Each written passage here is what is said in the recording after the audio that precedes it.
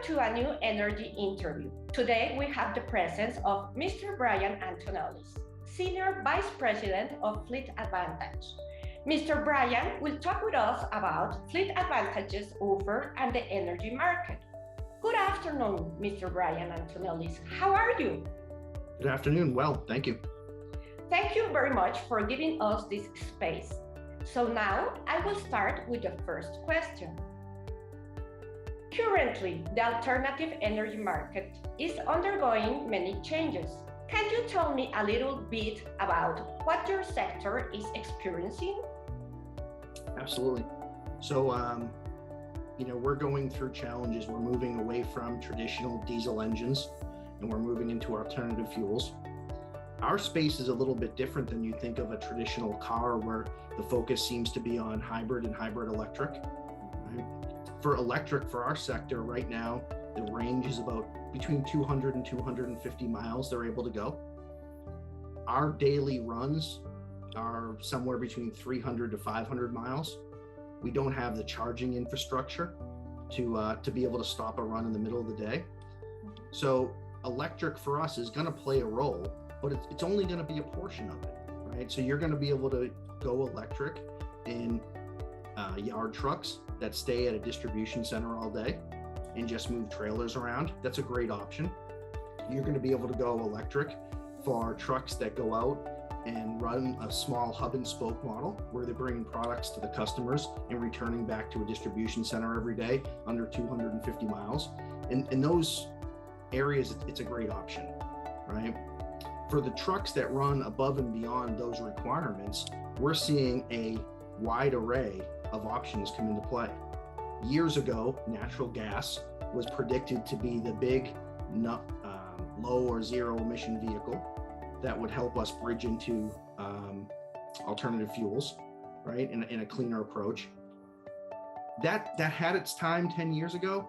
It left. Everybody thought it was done because we had some maintenance challenges. It was tough to fuel on the road.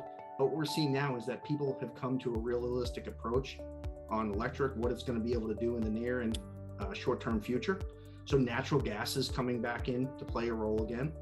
Hydrogen is coming back into play a role, and hydrogen fuel cell, which will allow for electric capacity for longer ranges than 250 miles. So we're really a fractured industry or group these days. But I think the great part of that is we're figuring out the end solution may not just be electric, or it may not just be natural gas. It's going to be a percentage of each of those sprinkled across, but as a whole, the industry is moving towards cleaner fuels and cleaner options. And I'd be remiss if I didn't put in the fact that over the past 10 years, even diesel has become clean, right? We've got it down to the point where you can run a very clean diesel. It's important that you look at your life cycle. It's important that you understand how long you keep it. But a diesel today is not a diesel of 20 years ago with the black smoke puffing out down the road. Yes. How does Fleet Advantage enable a world empowered to a clean transition? Great question. So for Fleet Advantage, we have an asset portfolio right now of $1.8 billion. We have 37 of the top 100 private fleets that we work with. And each of those companies have a goal of being cleaner and better going forward, right? So we're trying to set a life cycle and a purchasing pattern for not just the next year, which was typical of the industry, but for the next 3, 5, and 10 years. So we can understand what technology aligns with their vocation of their asset, where they're running it, how many miles, how long they're running it, and help them set their purchasing patterns for the next 10 years. The second thing we're doing is we understand that there's a transition to clean energy and it's going to be something. So when we write our agreements with our customers, we have an exchange program where if today diesel fits their needs, but we think in 3 years it may be a natural gas or a hydrogen or even an electric solution, we allow them to exit that agreement and move into an alternative fuel platform, right? So we're embracing it. We're not pushing back. Some of our competition has been rigid in saying this is what we do. We understand there's going to be a change. We believe that a change for a cleaner world is a great thing. And we're going to make sure that we work with our customers, give them the flexibility to transition when the technology is right for them.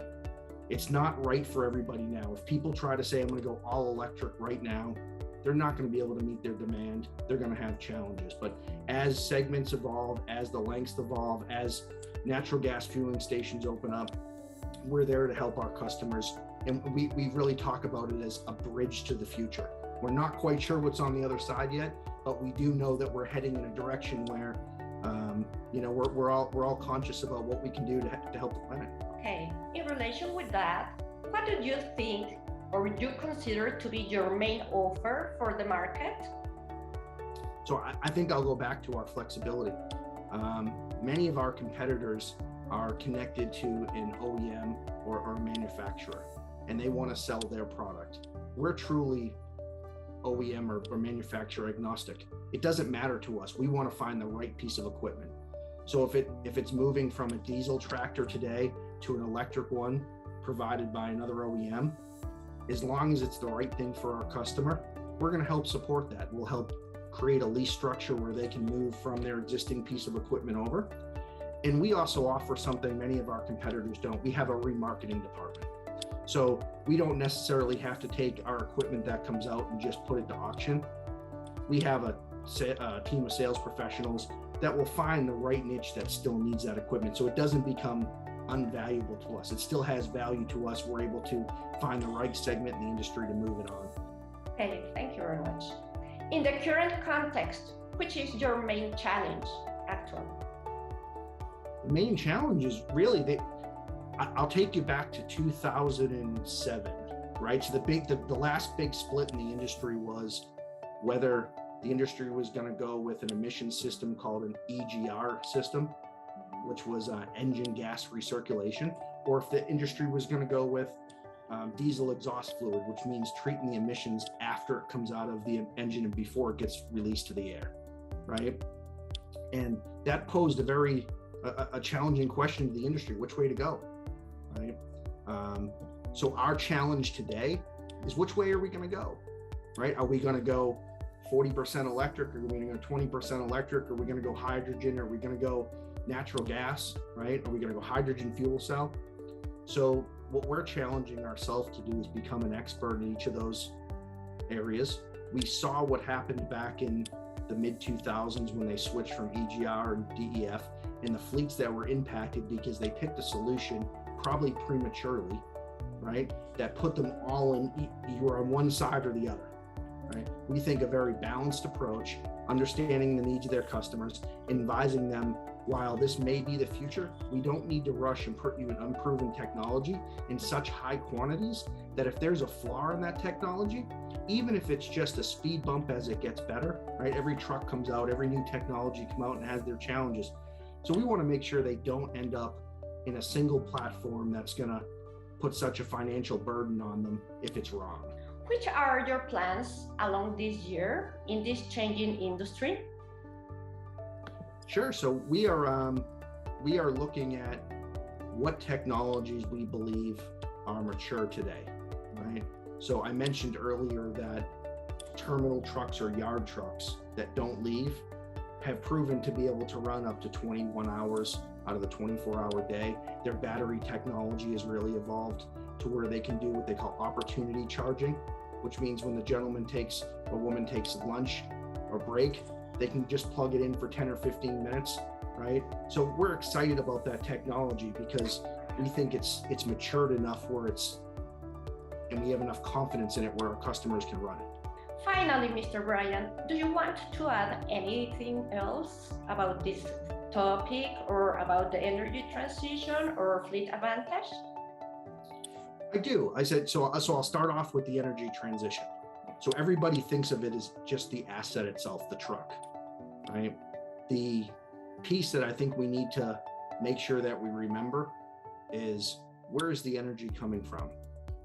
Is your DC or your terminal able to get put in chargers, right? Right now, what we're seeing is if you want to put in a single electric truck, the cost will be somewhere between $300,000 and $350,000 for the truck, when it used to be $150,000, right? And people go, okay, I understand that cost, but there's a secondary challenge.